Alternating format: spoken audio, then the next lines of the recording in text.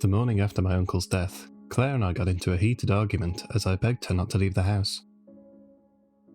I couldn't let her go, not with that thing likely waiting just outside, waiting for her. I'd be condemning her to death. She was adamant that she would be fine, much to my dismay. After a lengthy back-and-forth argument, she brought up something I hadn't thought of. I was the only one who seemed to be able to see it, and people only seemed to die whenever I saw it. So if she couldn't see it, and I couldn't see it, then she would be fine. I could tell she was humouring me with this argument, going along with me because she was worried about me, rather than actually believing that there was actually a dog. Still, I couldn't help but admit she made a good point. Maybe it needed me.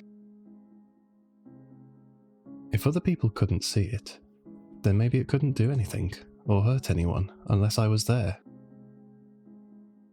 As I was pondering this new thought, her shout of, "I'll be back in half an hour, I love you," floated to me with the closing of the front door.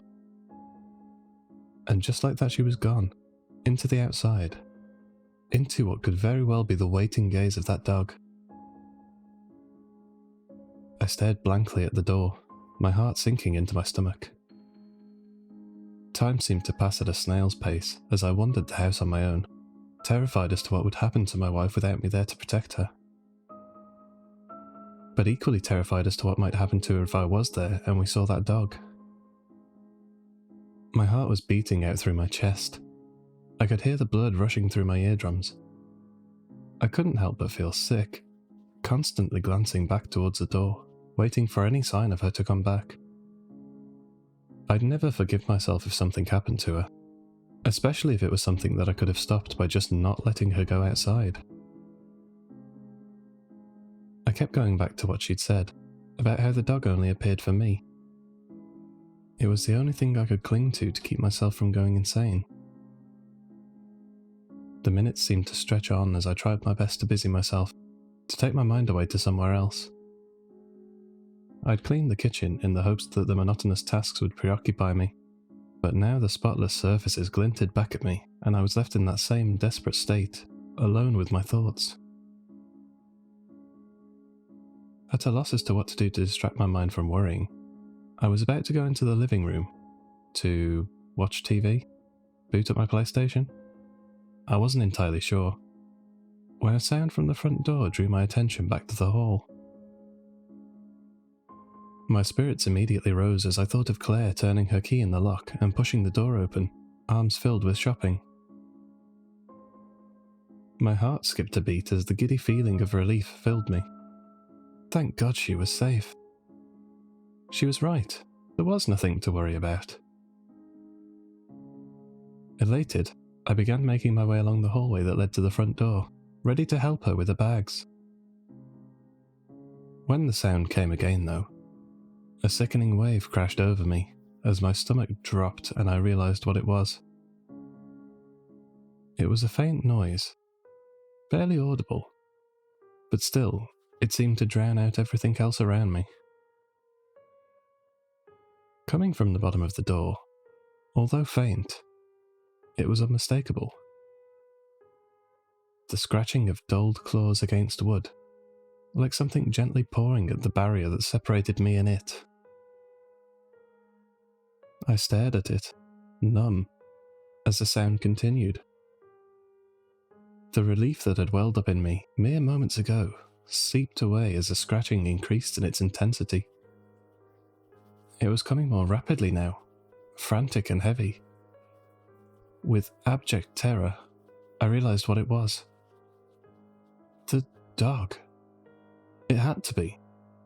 It was pawing at the door, from the other side of the door, trying to get to me. It was here. How had it found me? Then again, if it was somehow tethered to me, and had found me several other times in far more obscure places, I shouldn't have been surprised. But still, that didn't change the fact that it was here, at my front door. The illusion of safety that my home had provided me was shattering around me with each pawing scratch, and I slowly realised that nowhere was safe. I'd never be able to escape. There was nowhere I could go where it wouldn't find me. My mind was reeling, but the one thought forcing its way through, shouting above all the others, was to close my eyes. If that thing had found me, every time I saw it, someone died. Maybe if I didn't look at it, that would stop it? It was a long shot, but what else could I do? I scrunched my eyes up tightly, causing dark clouds to swirl in the blackness that followed, and turned my back to the door. The scratching was getting louder now, and even more relentless, as whatever was on the other side of the door seemed to be trying its hardest to dig its way through the solid door. I couldn't stand it. Those scratching noises echoing around in my head, bouncing around in the darkness. I covered my ears to block out the sounds of impending death. I felt so vulnerable, deprived of my two main senses. The space around me felt alien and hostile, like there could be anything standing there in the darkness, inches from me, inches from my closed eyes, and I would never know until it was too late. Sinking to the ground, I clutched my knees to my chest as I balled into the fetal position, unsure of what else to do. I was trapped by those terrible sounds from the door, unable to open my eyes for fear of the thing that lay beyond it, waiting for me. All I could do was lay there. If the dog managed to get in, it wouldn't matter where I hid. It would still find me. I couldn't escape. Hot tears streamed down my cheeks before dripping to the floor as I burst into helpless tears. I couldn't go on like this. I couldn't spend the rest of my life hiding from that thing, jumping at the slightest sound, expecting to see milky white eyes staring back at me. There was no way I could live, making sure that there was always some kind of barrier between me and it. If I slipped up, even once, then it would mean that I'd killed someone. It would be on me, and the guilt of that would be too much for me to bear. Just then, the muffled sound of the pawing seemed to stop, leaving me lying on the ground in empty silence. Slowly, trembling, I lowered my shaking hands from my ears, as though daring that terrible noise to start up again.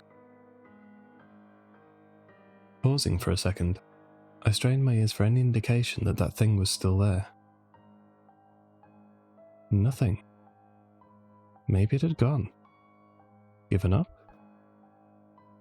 I began to breathe out a deep sigh of relief, slowly starting to relax slightly as I imagined the dog slinking away, defeated by the door. I was just getting to my feet when another, more insidious sound suddenly met my ears, and that sense of relief was viciously stripped away. The soft click of the door latch. My eyes were still tightly shut. All I could do was lay there, terrified as I processed that sound. It had opened the door. How the hell had it opened the locked door? It was a dog. Then again, it wasn't like anything about this dog made any sense. All I could do was lay there, trembling, as I heard soft, light footsteps begin to slowly make their way into the hallway towards me. The hot tears were now flowing down my face in a steady stream as I visualized the dog in my mind, slowly crossing the threshold of my front door, taking slow, deliberate steps, gradually closing the distance between us. All the while its glassy stare was fixed on me, waiting, begging me to look at it. I closed my eyes tighter, bringing my hands up in a desperate attempt to stop even the slightest glimpse of that creature from getting through. I could hear its footsteps now. They were louder, as though they were only inches away.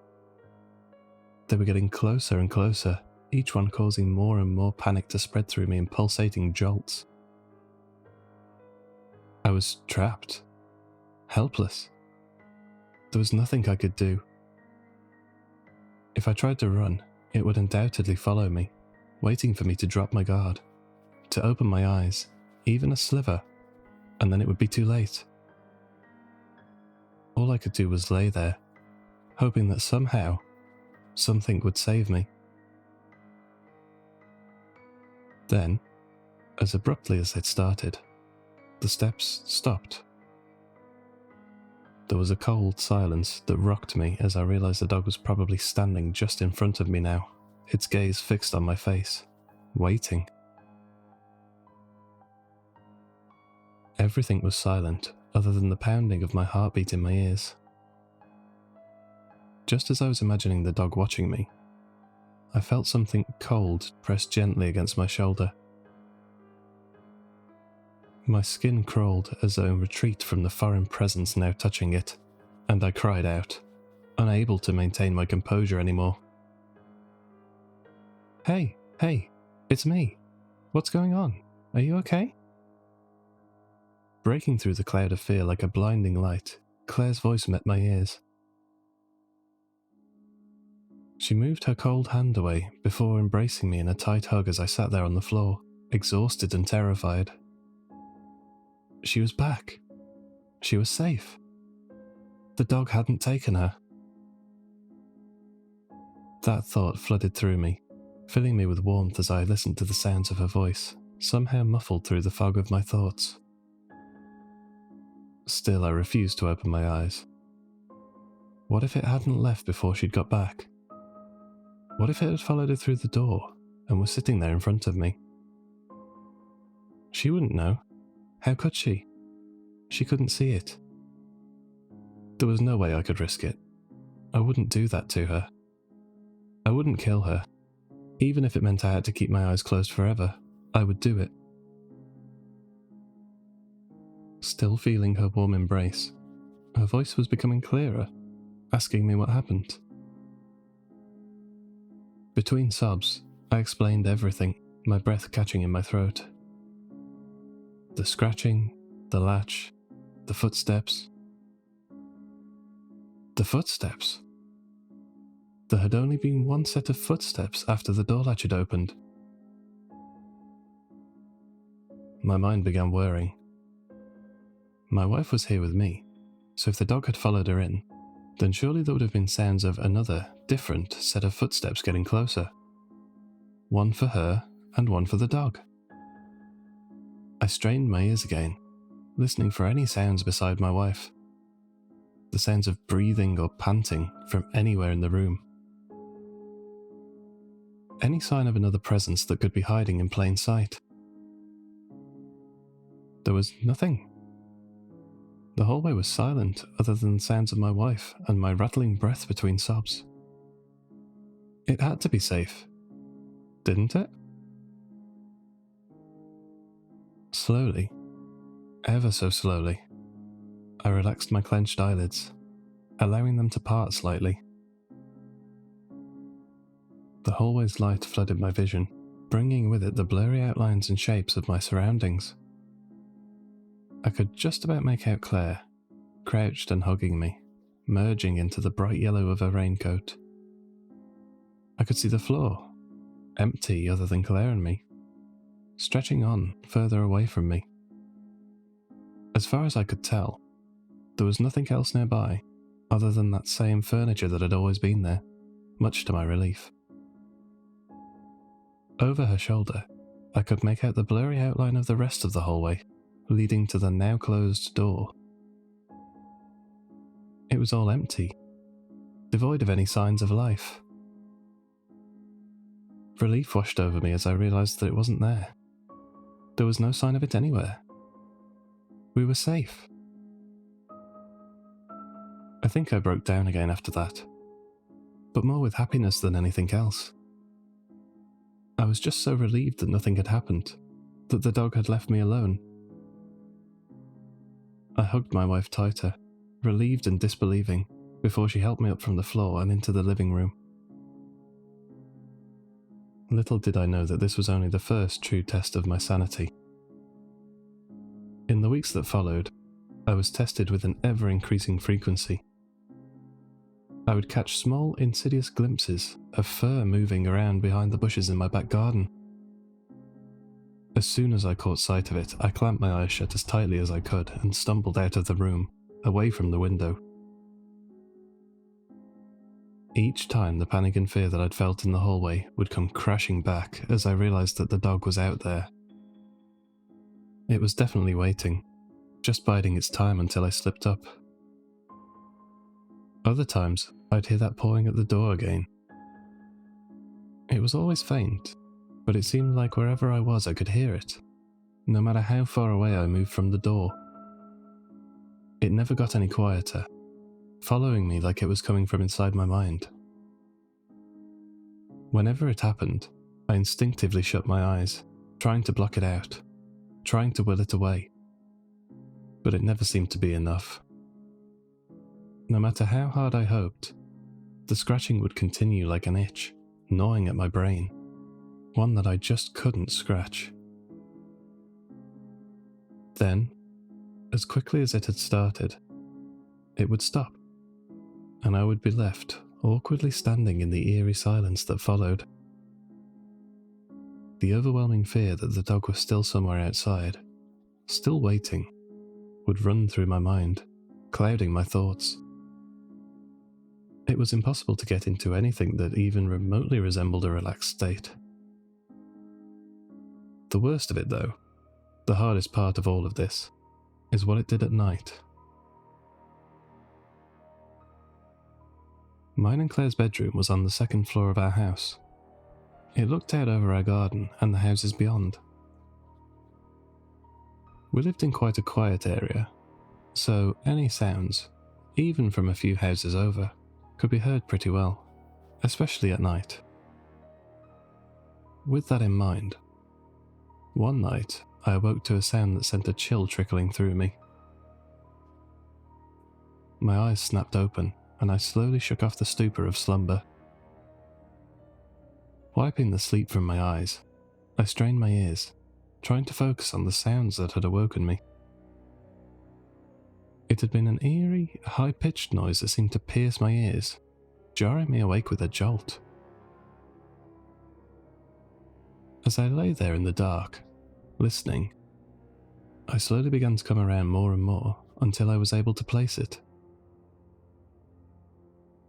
The cold chill that had run through me seemed to again crawl down my spine as I understood what I was hearing.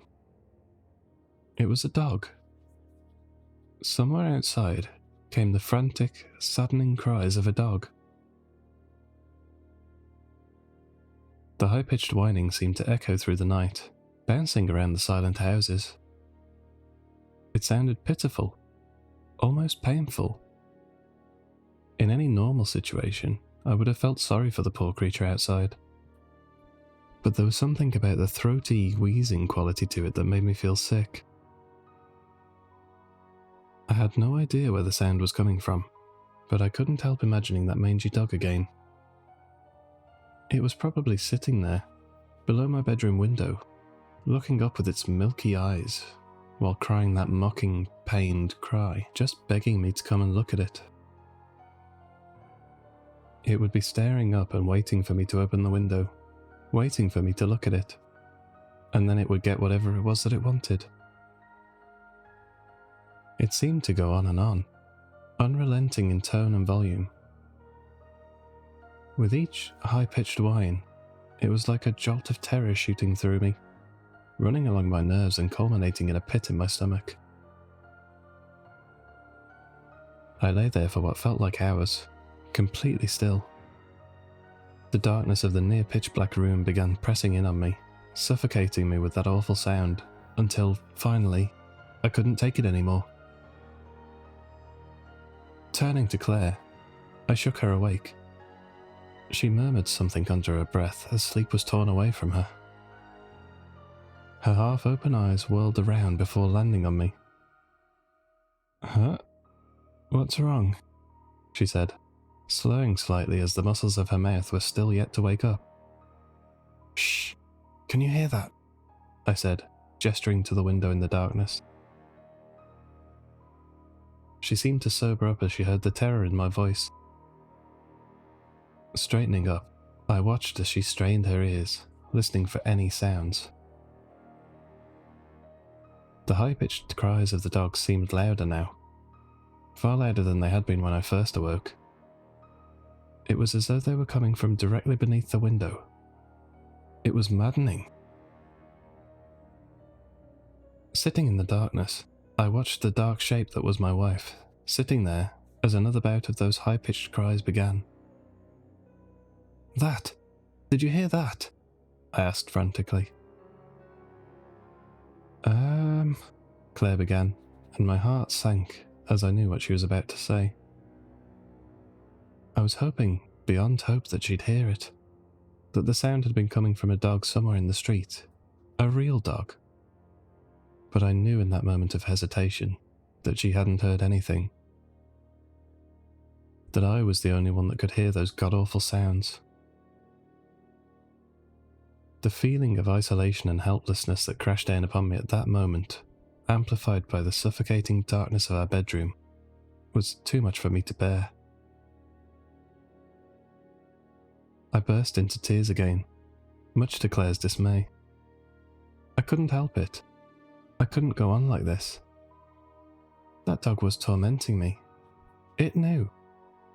It knew that I couldn't stay cooped up in this house forever, that eventually I'd need to leave. All it had to do was to wait there, to outlast me, and then it would get what it wanted. I was trapped, helpless, a prisoner in my own home. Try as I might, sleep eluded me for the rest of the night. I lay there, awake, staring at the ceiling. Claire had long since gone back to sleep after I assured her that I was okay, her heavy breathing the only sound that met my ears between the insidious crying from outside. But how could I ever be okay again?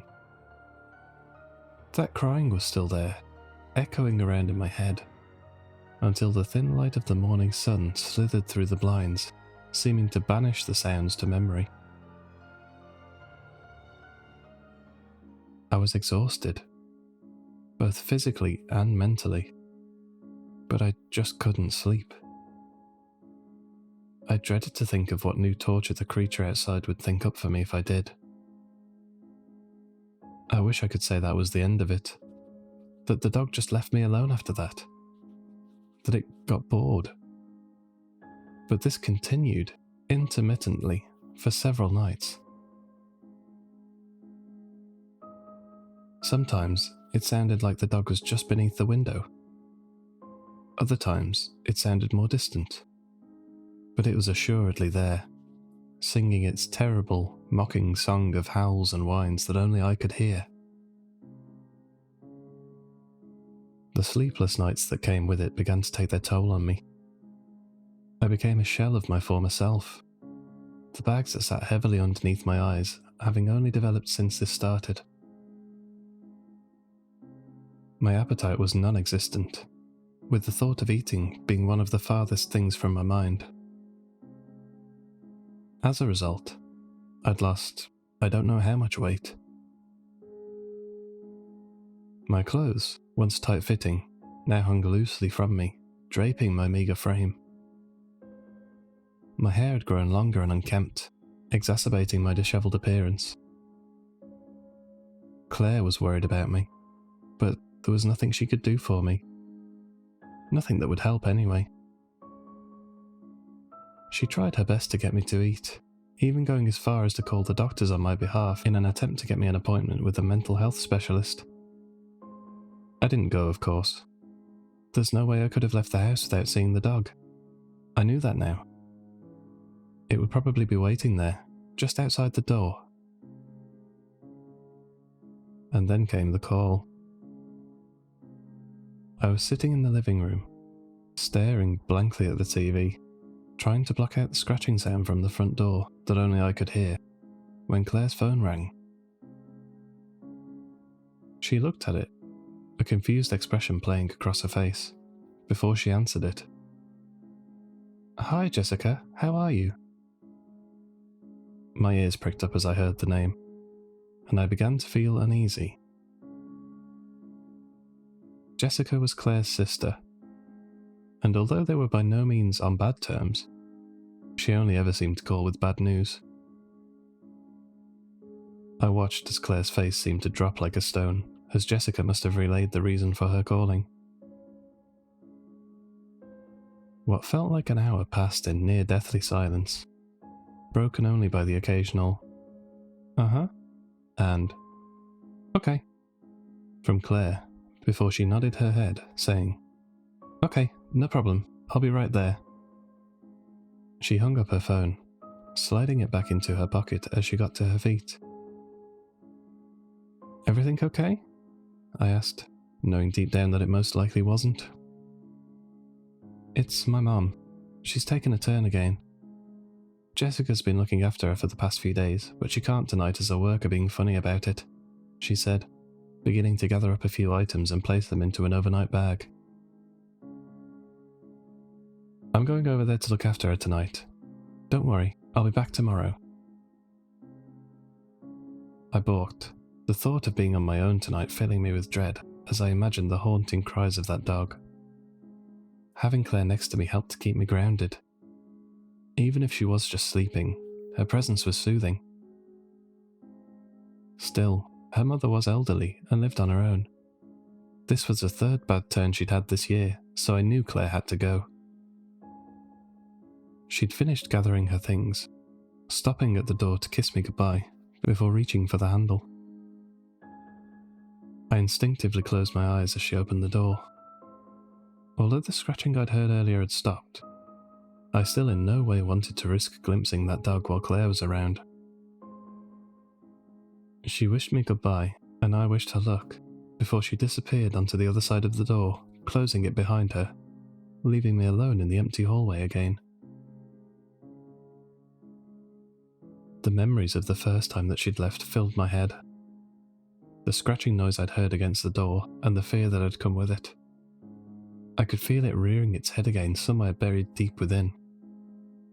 It began gnawing at me as I made my way back into the living room, not subsiding even as the rest of the day marched on. As I pottered around the house, feeling even more vulnerable now than before, I was aware of exactly how on edge I'd become. Even the most innocent of sounds, like the ticking of the clock or the rumbling of the boiler, seemed to cause me to startle. The oppressive weight of the tiredness that had hung above me for the past several days seemed to swell. Even the idea of moving seemed like a great effort to my overtaxed and exhausted body. My mind was muddied with the fog that seems to come through exhaustion, as though it was wading through a bog with each thought. I needed rest, and I needed sleep, as much as the prospect of listening to the dog's cries throughout the night terrified and enraged me. Dragging myself to my bedroom, I collapsed onto the bed, not bothering to close the curtains or even get changed out of my clothes. Their comfortable softness enveloped me as I slipped gently into a heavy sleep. I don't know how long I'd been out for, but when I next opened my eyes, the room was dark, illuminated only by the moonlight leaking in through the uncovered window. It had seemed to spread throughout my quiet room, coating everything in an eerie white glow, transforming the once familiar surroundings into a new, alien landscape. Groggily, I sat up, wiping the sleep from my eyes, and clumsily began to make my way over to the closet to change out of my clothes and into some pajamas. That's when I heard it. From downstairs, that faint scratching that had tormented me for so many weeks started up again. Softly, something scratched at the door, each pawing sound echoing around in my head. I couldn't take it anymore. I just wanted to be left alone. I couldn't stand the constant scratching and howling that was following me around the house. I began shaking visibly, my hands trembling as they balled into tight fists. I just wanted to be left alone. Was that too much to ask? If these sounds were in my mind, then there had to be a way to get rid of them. Maybe I could force myself to get rid of them. After all, my brain would be the thing that was making them, wouldn't it? If I could just prove to myself once and for all that that dog wasn't real, then maybe my subconscious mind would realize it too, maybe everything would go back to normal, and I could go back to my life. Everyone kept saying they couldn't hear or see anything whenever I talked about it. What reason would they have to lie? Spurred on by that thought, I found my eyes drawn to the bedroom window. For the first time in weeks, I looked at it with open eyes, seeing the glowing moonlight pouring through. The garden was illuminated in the same eerie twilight that had spread across the bedroom. Long shadows seemed to stretch from the small bushes and plants that Claire had painstakingly planted last year to freshen up the empty space.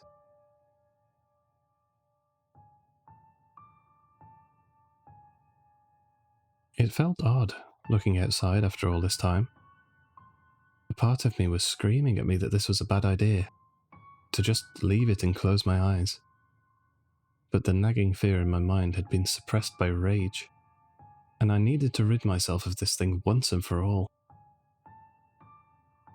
As I slowly scanned the depths of the garden, taking in the new, strange twilight shapes of its landscape, my eyes were drawn to a pair of glinting objects from within the darkened patch of shadow next to my shed. Squinting, I tried to get a better look at whatever it was, comparing the now unknown space to the daytime image that I could clearly see in my head, in an attempt to place whatever it was.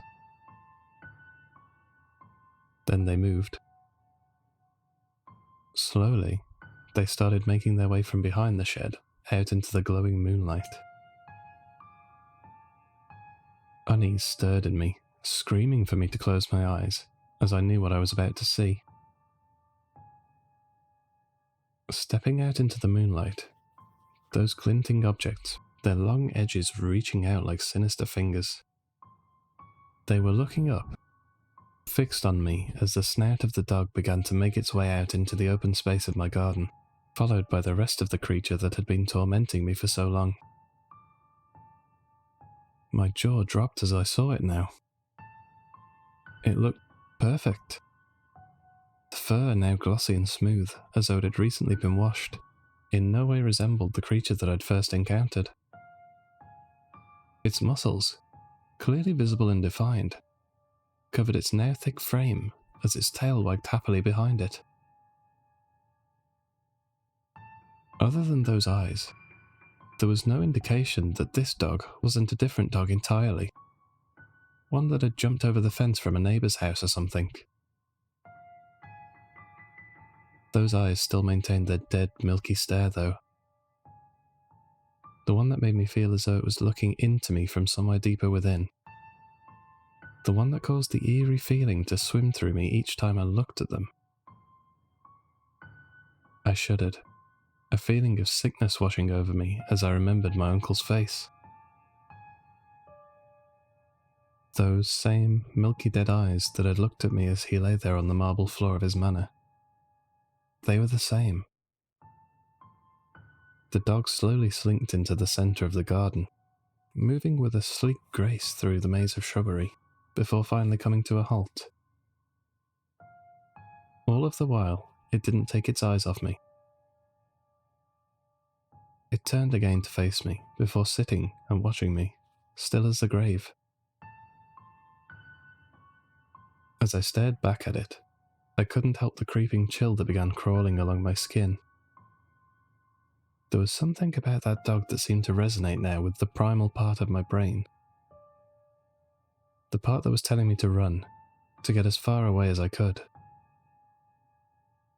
Something around its mouth glinted in the pale moonlight, drawing my eyes away from the milky orbs that hadn't moved from me since I noticed them. Squinting down again, I could just about make out the corner of something protruding from the left side of the dog's maw. It was white and pointed. Like a folded piece of paper, or the corner of one at least. It had never held anything before, I thought to myself. So what was the significance of this? As if sensing my staring, the dog slowly lowered its head, its gaze unmoving. With an unnatural grace and care, it dropped the contents of its mouth onto the grass before it. Now I could see it clearly, illuminated in the moonlight. A pinwheel. It was a pinwheel. Why was it holding a pinwheel? My mind began racing, attempting to come up with any possible reason that dog, the creature that had haunted my dreams, was such an obscure, strange object in his mouth. Sifting through my cascading thoughts, something flashed to the forefront of my mind, only briefly. The hazy memory of a garden, lined with flowers. White pinwheels were lining the flower beds on either side.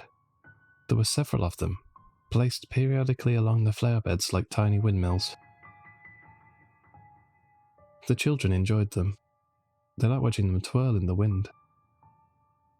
Then, that sick feeling began to climb in my throat as it fell into place. My neighbour's garden. It was a pinwheel from my neighbour's garden. A jolt of terror shot through me as I desperately tried to connect the dots. Was this another trick? Another test of my sanity? Was it trying to tell me who it would kill next? Was it even there?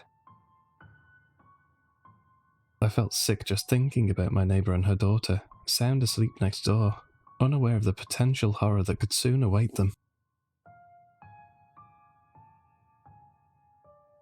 The anger and confidence I'd garnered before began to ebb away slightly as my mind raced. If I hesitated any longer, it would leave me completely, and I'd never know for certain if this was all in my head. I needed to prove that the dog wasn't real. Racking my brain, I tried to think of the best possible test, a definitive way that I could prove to myself once and for all that this dog was nothing but a figment of my imagination. But in my exhausted, terrified state, that proved harder than expected. After a few seconds, I settled on the best plan I could think of. By no means was it the surest method to prove its existence, but it would definitely help, I hoped. I knew it was the middle of the night, and that she'd be annoyed that I'd woke her, especially when she was looking after a sick mother. But if I could just video call Claire, show her exactly what I was seeing out of the window, then maybe that would be enough. I know when my boss looked at the photo of the dog, he couldn't see anything. But then that wasn't a live feed. I'd only ever asked people about the dog after it had gone, not when I was looking directly at it. Maybe this would stop its disappearing act. Maybe if I just didn't take my eyes off it. Quickly, I turned away from the window and shot across the room.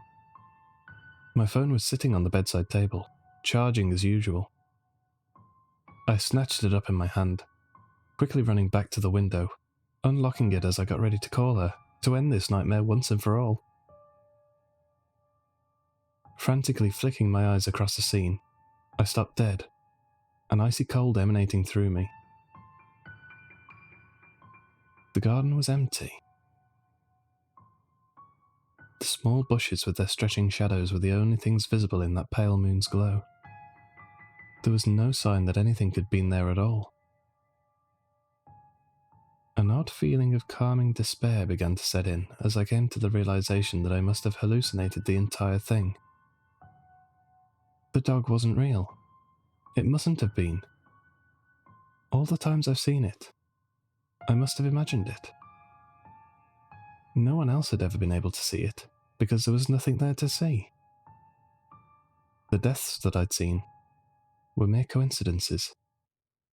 Coincidences that I'd linked to this imaginary dog in my head as a way to deal with them.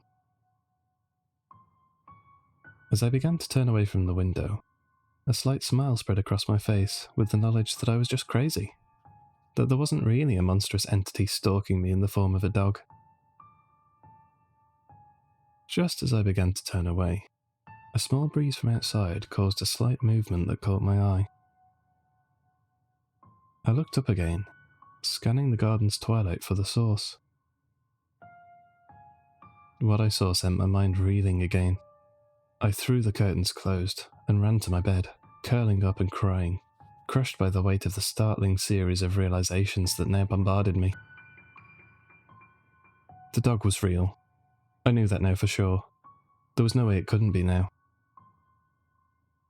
Every time I'd seen it, it had really been there, appearing to me before causing some horrific accident. That small feeling of vindication that had come with the previous realization was soon crushed by this new realization that I'd just looked at it again. I'd looked into its milky dead eyes through the window. Claire wasn't here, thank God. But there would be somebody somewhere close by who would now be suffering a horrific, untimely fate. All because of me. Because I'd decided to look.